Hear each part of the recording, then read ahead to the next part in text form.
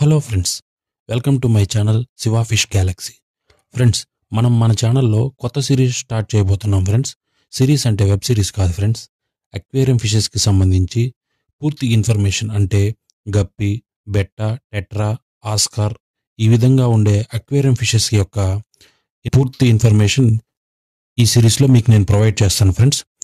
ఇంకా క్లియర్గా చెప్పాలి అంటే ప్రతి ఫిష్కి సంబంధించి పుట్టుపూర్వోత్తరాలు అంటారు కదా, వాటి గురించి ఈ సిరీస్లో నేను చెప్తాను ఫ్రెండ్స్. ఇంకా లేట్ చేయకుండా వీడియోలోకి వెళ్దాం. Hello friends, fish information series part 1కి స్వాగతం. ఈ పార్ట్ 1లో మనం తెలుసుకోబోయే అక్వేరియం ఫిష్ వచ్చి బెట్టా ఫిష్ ఫ్రెండ్స్. దీని యొక్క శాస్త్రీయ నామం వచ్చి బెట్టా స్ప్లెండెన్స్. ఈ ఫిష్ వచ్చి బెలోన్టిడియాయ్ ఫ్యామిలీకి చెందింది. వీటి స్వస్థలం వచ్చి కంబోడియా, థాయిలాండ్. ఇవి 3 ఇంచుల సైజు వరకు పెరుగుతాయి. వీటి యొక్క జీవితకాలం వచ్చి సుమారు 3 నుంచి 5 సంవత్సరాలు. వీటిని ఫైటర్ ఫిష్ అని కూడా పిలుస్తారు.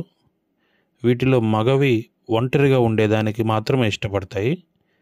ఒకవేళ వేరే మగ బెట్టా ఫిష్తో వీటిని కలిపినట్లయితే ఇవి 2 కొట్టుకొని చనిపోయేంత వరకు కొట్టుకుంటూనే ఉంటాయి.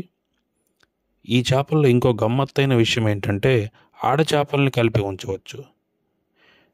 వీటిని అంటే ఒక మగ చేపకి సుమారు 8 లీటర్ల అక్వేరియం ట్యాంక్ కావాల్సి ఉంటుంది. వీటికి అక్వేరియం టెంపరేచర్ వచ్చి 24 నుంచి 30 డిగ్రీల సెల్సియస్ వరకు ఉంచాలి.